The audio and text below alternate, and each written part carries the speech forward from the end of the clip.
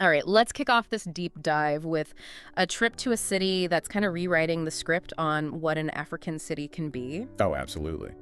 We're going to Kigali, the capital of Rwanda, a Yeah. place that gets called the cleanest city in Africa. Hmm. And I think a lot of us, maybe, we've got these images in our heads when we think about African cities. We think overcrowding or places that are struggling with, waste and trash. Right. But is that like the whole story? I don't know. Today we're going to find out. Yeah. We've got this awesome DW article that's going to be our guide for this. Definitely a great article. So let's jump in. Right, sure. Right away, it introduces us to Zahara Niramajalamber. Uh-huh. And Zahara is a street cleaner in Kigali.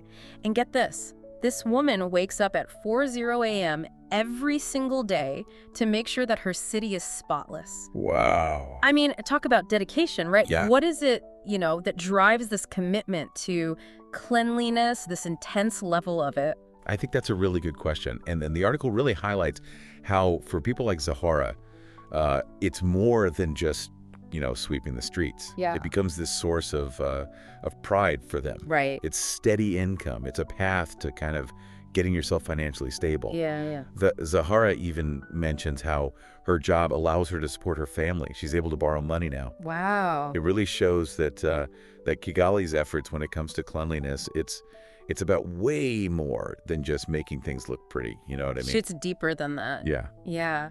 That's so interesting how a job that we might think of as, maybe like a simple job can actually be something that really empowers someone in this context. Yeah. But the article kind of hints that that this whole commitment to being clean in Kigali isn't like a coincidence or something. Yeah. Like it's really tied to the history of the country, specifically like the year 1994. Yeah, 1994. A huge year for Rwanda. Mhm. This was the year of that horrific genocide against the Tutsi people. Yeah. And after that happened, the Rwandan government, they just started this massive effort to rebuild the country. Yeah. Physically, but also emotionally, right? Oh, yeah. And it's fascinating how they took like cleanliness, environmental protection, and they made that a core part of this whole rebuilding process. So it's almost like they were saying, like, we're going to create beauty and order, like, out of this chaos that happened. Exactly. Like a deliberate choice Right. to build a new Rwanda. Cleanliness would be a symbol, not just of, physical hygiene, but also kind of like a cleansing of the past. Right. A commitment to a brighter future. Like a fresh start. A fresh start, yeah. So they actually, like, took steps to make this vision a reality. Like the article mentions that they banned plastic bags. Yeah. They did a complete ban on plastic bags. Yeah. Pretty bold move, right? Yeah. And they also started these educational programs to like teach people about why cleanliness was so important. Yeah. But, it wasn't like everybody was immediately on board. There was some pushback at first, especially about having to pay for cleaning services. I mean, that makes sense. It's like a change, and people need time to adjust to new ways of thinking. Yeah. But the article, it suggests that resistance kind of faded and turned into something a lot better. Oh, yeah. The article quotes Valerie Mukamana. She's a local leader Mm-hmm. who saw this whole thing happen firsthand. Okay. And she talks about how people's mindsets, they started to change. They began to see cleanliness as something they were all responsible for, Right. like an investment in their city, their shared future. Yeah. A lot of people started taking pride in keeping Kigali clean. That's powerful, like changing attitudes and how that leads to real change, that you can see. But this whole idea of everyone pitching in, it seems like it goes even deeper in Kigali. Mm-hmm. The article talks about this thing called Umuganda. Yeah, Umuganda. And it sounds kind of amazing. It's like a day where everyone gets together to clean their community. Yeah. So Umuganda, it's more than just a cleaning day, right? Okay. It's a tradition. It happens every month, last Saturday in the month. And basically everything in Rwanda just stops. Wow. Shops close, roads are empty.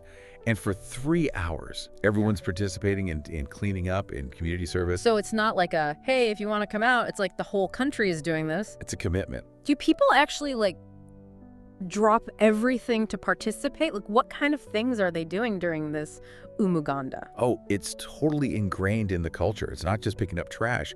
It's working on community projects. Like they'll repair roads, they'll build schools. Oh. The article even talks about how planting trees is a big part of Umuganda. Wow. They quote a local leader, Ildefonso Hatekenkamana, Yeah. talking about how important it is for the air quality and for the environment. I mean, it's really remarkable, this whole tradition. Imagine, like, everyone in a society coming together every month Yeah. with this shared goal of making their community better. It's a powerful testament to Rwanda's focus on unity and on working together. It sounds almost like utopian in a way, you know? Right. Do you think this whole Umuganda thing could it work in other parts of the world? Could we bring this idea of shared responsibility for our environment? Like, could that be, you know? That's a great question. Yeah. And it's something that a lot of people are thinking about, you know. Yeah. Urban planners, sociologists. Yeah. Umuganda really challenges us. Yeah. You know, because we tend to be very individualistic. Right. And it reminds us that we all benefit from having a clean and healthy environment. All right. So it makes you wonder, could we adapt this model to different cultures?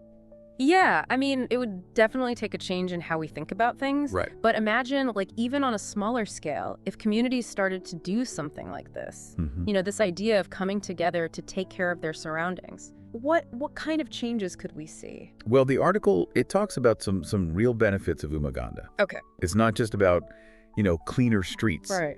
Remember they quoted Anurit Nanzira, the business owner? Yeah. She talked about how Umuganda actually brings people closer together. Yeah. They come together, they talk about their problems, they work towards shared goals. It's like a monthly reminder that they all belong and that they're all responsible for their community. It's fascinating, isn't it? Yeah. Like, something as simple as cleaning can have these really big social and psychological effects. Right. It's not just about the trash, it's about, you know, creating a society that's stronger and more connected. It makes you realize that a truly clean city, Yeah. it takes more than just infrastructure and policies. Right. It needs a cultural shift, a sense of ownership, collective action.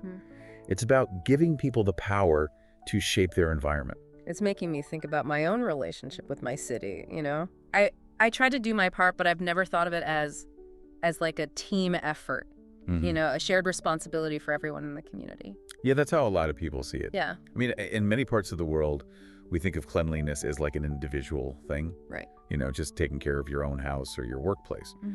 But Kigali shows us that we need to think bigger. Like, see the bigger picture. Yeah. Understand that our actions, even the small ones, can be part of something much bigger than ourselves. Exactly. Right. Kigali's success in creating this culture of cleanliness, it wasn't just a grassroots movement, though. Okay. We have to acknowledge the role of leadership. Right. The Rwandan government, they were committed to this, you know, with policies like that plastic bag ban. Right. That created the foundation for this cultural shift. So it was like a combo top-down policies and then the community getting involved from the bottom up that led to this transformation. Exactly. It shows that lasting change often needs a multi-pronged approach. Right. A mix of good governance and people actively participating. Yeah. But can we really take these lessons from Kigali and apply them to other cities?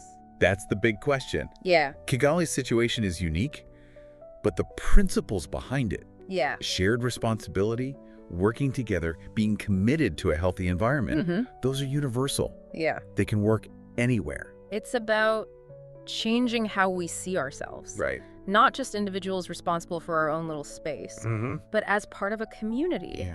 all connected and relying on each other. Exactly. We each have a part to play in creating a better environment. Absolutely. For ourselves and for future generations. Remember those small acts during Umuganda? Yeah. Cleaning, planting trees? Yeah. When thousands of people did that, it transformed Kigali. Yeah. Individual actions, when everyone does them together, Right. can make a huge impact. But how do we get started? Where do we find those opportunities to make change in our communities? That's what I'm wondering. Yeah. It seems so daunting. It is. To create a culture of cleanliness on a societal level. Right. Where do we even begin?